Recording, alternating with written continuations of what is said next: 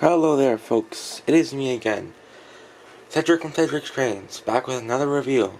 And this time, well, we're doing the exact same thing, but this time of a Broadway limited big boy, but in the 49er paint scheme.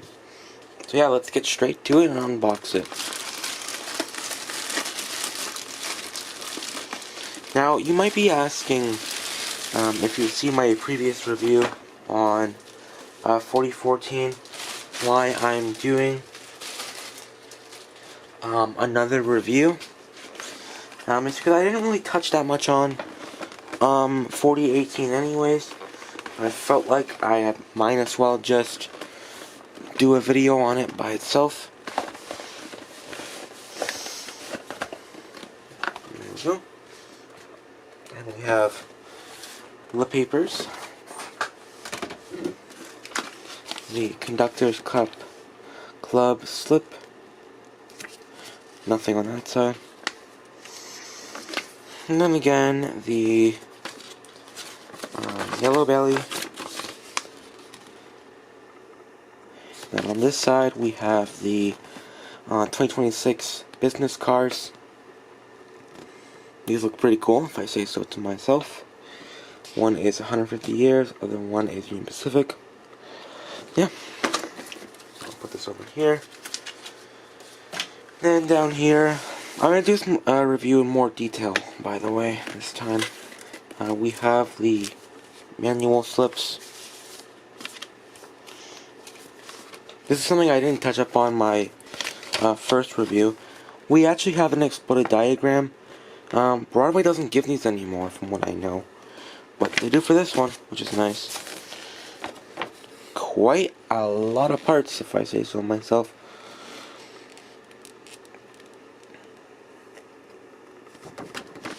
Let's put this back. And this one's interesting too. So this one, for some reason, the big boys, they don't want you setting 219 higher than 81, which doesn't really make sense because this is a die-cast locomotive. I don't think it will melt, to be honest, or cause damage to the body, as I would think die-cast would be having to get red hot before it melts. And I have put this minimum power to 100, and it's fine. Minimum is essentially the exact same thing as maximum, if you think about it, because if you raise the minimum higher than the maximum, you're raising the maximum, and it's fine, so, yeah. And then, but I would say, though, to listen to it, you know, just in case. But yeah, so then you have the Paragon 4 Operator's Manual, which has things inside, you know, just for operating the loco. And then you have the 1-year warranty. So I'll put this all back in.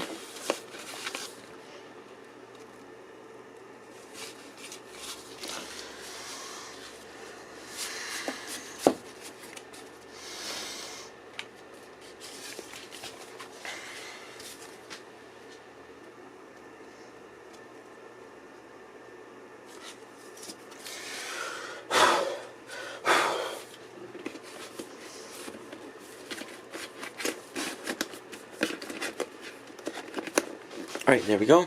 Now, here, the loco, or the big boy, 4018 in that beautiful 49er paint scheme. I kind of wish they actually made it like this in real life. It fits the Union Pacific coaches perfectly. I will say that.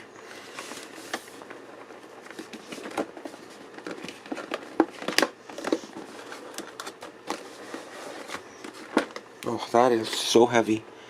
I think it's 3 pounds 8 ounces, so it's pretty heavy, especially for an HO scale locomotive.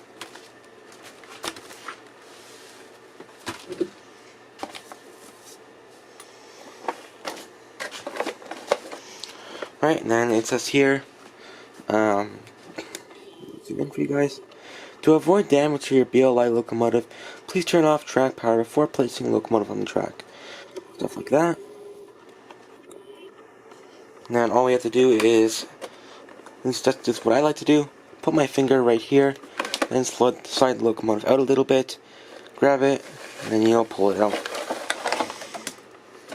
And the sides will fall off, which is good. Then we have the smoke hood, front coupling system,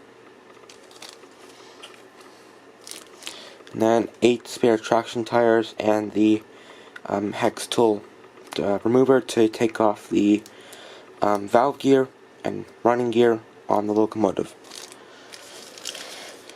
Something to note too, they don't actually give you any spare axles, which is kind of strange.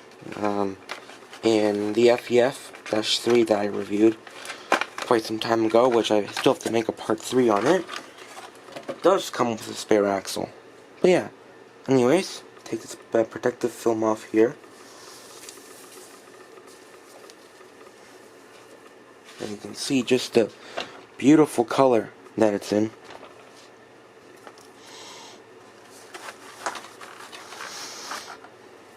Let's move this over a little bit. Right, I'm going to take this out here, and then I'll put it on the display case so you guys can look at it, and we can do a detail overview. Alrighty, so up on the stand here, we have Big Boy 4018 in the beautiful 49er paint scheme. I have to say, to be honest, it's just such a nice color. Broadway Limited did a really good job on the color with this. It just looks incredible. But yeah, so for the detail, let's look around a little bit. So, we have the smoke deflectors, or as I like to call, wind wings, and we have fully operational class lights that light up, but are only one color, and that are white, which they really should be green, but whatever. It's not like they can be bicolored, but, well, they could be bicolored, but I don't think BLI will do that. That's fine. Then we have the Union Pacific shield, and I did put the front coupler on this one, just because I was double heading them in my previous video. And then if we go up a little bit more, we have the bell that does move, kind of. It's a bit stiff. And then we have the smoke exhaust or smokestacks on the top, which I will show how to change it out here for those who don't know how to. So here's the smoke hood, and then all we have to do is right here there's a little tab, and all we have to do is pull this tab up, and that's it. And after we pull this tab up, we take it off and put it aside, and then we grab the smoke hood, line it up, and then push it down, and that's it. Your smoke hood is on. Now, if we keep going around, actually, one thing I want to show you guys, but one thing that's kind of strange with the smoke deflectors here, it's very obvious that one side is out more than the other. If you look at the right here, it curves out a lot more than on the left. That it's very obvious. It's I know that's not hard to see. So yeah, I don't know why that's like that, but it is, and I'm not gonna attempt to fix it. And then this is probably my favorite part on this locomotive, is how they did this with the rotating part here, the little tubing you call it, when the front set of drivers rotate around the corner because it's articulated. This actually moves with the locomotive. That has to be one of the coolest features on this locomotive. I will say, it's very nicely did that. And going around to the side here, we have all the colors, but still, I'm gonna keep berating Broadway, or at least keep saying this. Paint your bloody axle caps, Broadway. Please, paint them. And paint the Front bogey as well, please. And we do have crew figures in there. We do have crew figures. Unfortunately, they don't touch anything, which I guess it's kind of a preference. In Broadway's older locomotives, my Texas T1 and my Dreyfuss Hudson, I think the Dreyfuss Hudson has this. I'll put a picture up. The Texas T1, the crew figures, the engineer actually touches the regulator. He has his hand on the regulator, which is pretty cool. And the interiors are pretty much the same level of detail anyways. That's fine. Then we have the real coal load, which is actual coal, I believe. And we have the walkway plate in the middle. And then we have this little hatch up here that opens and closes. You can have it in the middle. I think this hatch is plastic. It feels plastic, which is fine. Then around to the back here, we have more class lights. But then yet on one side, it's green, and on one side it's red, which I don't know why they did that, which doesn't really make any sense. Why can't it just be all, all red? Or why can't they just have bi-colored lights? Come on. It's not that difficult. At least I don't think it is. And then this light here, I think this is a emergency light, possibly. I'm not entirely sure. But anyways, that light is not lit. And I know people are gonna say, "Oh, Cedric, oh my God, it's gonna take up too much power." No, it's not. The MTH 412.2 that I have has bi-colored lights, and it runs fine. And it has these lights lit as well. So yeah, it's fine. And then over to this side, whoops, I hit my camera. We have the dynamo, very nicely detailed. And then around this side, we have the couplers. And then if we keep going around, we come back to the front. And one thing I'm not really fond of, but anyways, it's a thing that is good for the locomotive. With this rotating here, I know it's not completely realistic, but it's good for people who have smaller layouts. But one thing I will say, Broadway does this. Wow, Broadway has done this in the past, where they include a set of blind drivers in the box, so you can put them on so you can get your locomotive around tighter curves. Or at least they did that for my Texas T1. So yeah, I'm not sure why they can't do it here, but they can't. Anyways, we're back onto the front. And yeah. So yeah, that is the Broadway Limited 4018 Big Boy. But now, let's put her onto the scale and see how much she weighs. Alright, we have it in tower mode, so the box is already weighed for. Now let's put this on the thing. We have a weight of 3 pounds, 4.8 ounces. Wow, that is heavy. And in grams, that is 1,498 grams, which is quite a lot of grams if I say so myself. And in ounces, that is 52.84 ounces. So yeah, now let's get around to the track and start her up. So for anyone who's wondering, this is how you take off the body. There's 2 screws in the back. You can kind of see me struggling with figuring out where these screws are. But there's 2 screws in the back, 1 screw on top of the locomotive under the sand dome, and then you can see the motor and stuff. But the wire connection is very tight since it runs from the locomotive into the tender, not from the tender to the locomotive, which I'm not really a fan of, but it works. And I'm not a fan of how the smoke unit is mounted to the top of the body and not mounted to the frame. But yeah, it's personal preference. Everything still works though, so yeah, that's how you do it.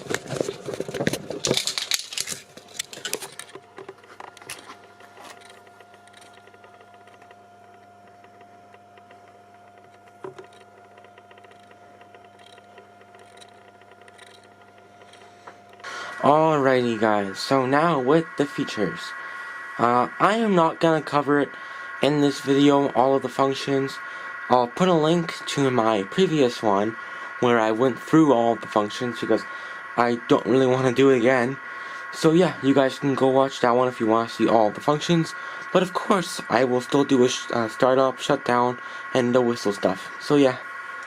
Alright, let's start her up and roll out. And I will run passenger coaches a bit later on.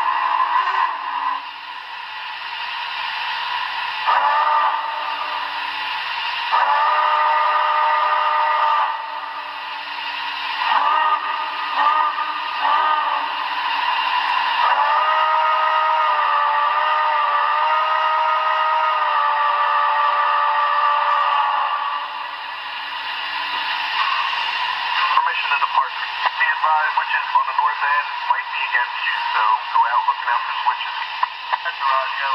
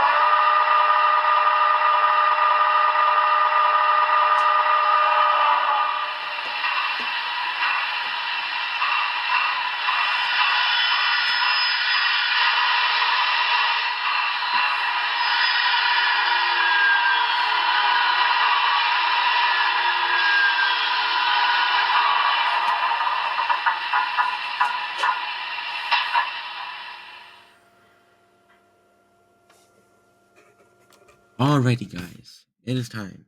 Again, we are at the end of my video, the video, where we tally up the points. Alright, so my point system is out of 50.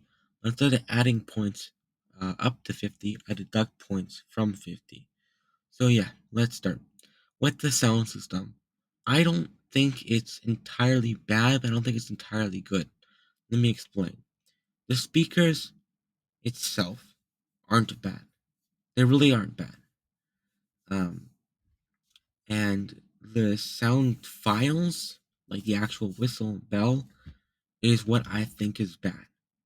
Now, the reason why is because it doesn't sound like a Hancock 2 chime, which, for those who don't know, is what the big boy has in real life, is a Hancock 2 chime, and same thing as the FEF-3. They sound nearly identical, but close, anyways. I don't know why it's so hard for Broadway to get a Hancock 2 chime sound when Lock Sound and Tsunami can do it, but I guess it's just out of Broadway's pioneering capabilities and their best in the industry sounding sound system and sound equipped locomotives. I guess that's just too much for them, I guess. Um, and I want to point out, I know Broadway has the subwoofer stuff, but in my opinion, that kind of just defeats the purpose of a sound equipped locomotive. Because if you really actually like put your mind to it and think about it, you'll realize that it's not really sound equipped anymore. That's kind of a external source. And I know you guys are gonna say, well, I know it's not gonna sound the same. I know it's not gonna sound the same. But Lock Sound, they have super bass speakers, and if y'all have ever heard those, oh, they sound amazing. To be honest, they really do. I know it's not gonna be as loud or as I don't know. Um, I don't even know what else to say. To be honest, I know it's not gonna sound as loud and as like you're not gonna feel the sound as much. But the thing is, that's not gonna change the fact whether the locomotive actually sounds like the real thing or it doesn't. And it's not like they use newer sound files anyways. They use the exact same ones from like from 10 years ago. I can't even imagine. I know my Paragon 2 locomotives have the exact same sound system. I mean, sorry, the exact same sounds in terms of like the crew talk and stuff. Even though they say all new, like all new something like in their description of their locomotives, they say like all new chuffing stuff. They say that, but it's really not all new. It's all the same from previous releases. So a bit false there. It's not an all new Paragon 4 sound system. So I'm gonna take 7 points off that. So we're gonna go down to 43. Next thing is the detail. I really think the what is it called? Axle caps should be painted. When you're paying this much for a locomotive, they really should be painted. This is more of a personal preference thing, but I really think it needs to be done. I'm taking 3 points off that because it's not really a big thing, but it is a bigger thing. So I'll take 3 points off that. We'll go down to 40 now. I think everything else is decent, except for the decoder control. You can't really do much to it if you compare it to something like a lock sound or tsunami. You can't really tune the slow speed at all, to be honest. If you put it to 0, you just won't move at all. Um, which is expected. If you put it to 1 though, like it's still not good in my opinion. It could be slower, but this is kind of a personal preference thing. Um, if we look at something like a lock sound locomotive, which I have the Lionel Berkshire, the new one, on pre-order. So we're gonna see if that's good or not. But that has a lock sound system inside, so I'll be able to do a full comparison actually once that comes in. And my MTH 412 2 might actually get a lock sound system. R.I.P. MTH, we miss you. Um, but besides that, I think the decoder control could be a lot better in terms of slow speed, medium speed. Sometimes like when you're accelerating, let's just say for example, but just like this is the best example I can give. When you're accelerating from speed step 1 to speed step 2, there's a big jerk. There really is. And I'm not saying that's entirely a bad thing. It just doesn't look aesthetically good. And especially the momentum as well is completely bad. Um, which I won't do a comparison in this video, but if I get enough comments saying that I'm stupid and an idiot for saying this, then yeah, I will. Um, oh, sorry. I have a hard time saying Broadway for some reason. Broadway Limited's Paragon series, or Paragon 1, as people may know it as, um, when they used the QSI decoders, they were just so much better in terms of low speed. Maybe I will make a video on this actually, but it will actually take like 5 minutes for it to stop because it's like that much better in terms of realism. I think I do have to make a video on this now thinking about it. Um, some good content actually. I'm gonna take 5 points off of that because I feel like that's a thing that really needs to be touched upon is the decoder control. Um, so yeah, it's gonna bring us down to 35 points. So yeah, I have 7 points for the sound system, 3 points for the non-painted axle caps, and 5 points for the decoder control. So yeah, that's my final verdict. 35 points. Now, I would sure love to give this locomotive a higher score, but if it would at least have just sounded like 4014 in real life, which I know this isn't 4014, but I believe they all had a Hancock anyways. And now someone's gonna say that they didn't, which is fine. But at least if it would have at least sounded like the real locomotive, I don't think I would have been making this points as low as it is now. So yeah, that's gonna be my final verdict. Thank you guys so much for watching, and I'd actually be surprised if you're still watching at this point, considering I've been talking for 7 minutes and 40 seconds. But yeah, thanks so much for watching, and this is Cedric Strains wrapping up the review. Stay safe out there. Goodbyes.